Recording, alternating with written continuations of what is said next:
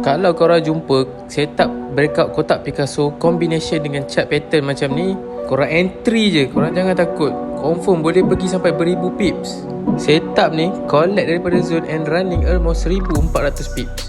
Combination apa yang ada dalam zone ni? Jom aku tunjuk.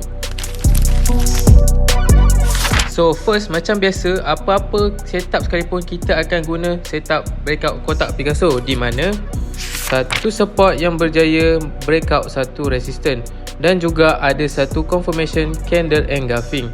Apa yang aku nampak dekat sini, setup kita sama level dengan chart pattern QM, di mana dekat sini ada bahu kiri breakout bawah untuk menyiapkan kepala QM.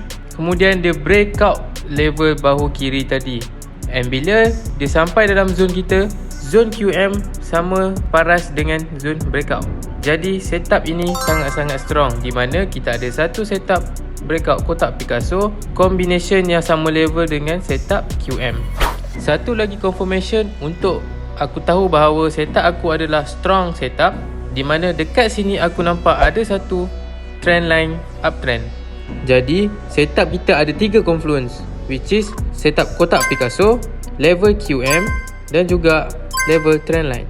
Jadi bila masuk di dalam zone ni dengan ada 3 confluence macam tu, aku yakin untuk entry. Dan macam tu lah aku dapat collect almost 1400 pips. Kalau korang nak belajar lagi setup-setup strong macam ni, klik link dekat bio. 3 Mei ini Moza akan berada di Kuala Lumpur untuk buat satu grand face-to-face coaching. Dalam face-to-face coaching, korang akan diajar ilmu yang Moza tak share dalam webinar online. Ilmu-ilmu seperti precise, confirmation, second entry, semua akan diajar secara detail. Book seat face-to-face coaching sekarang. Jumpa anda 3 Mei ini di Kuala Lumpur.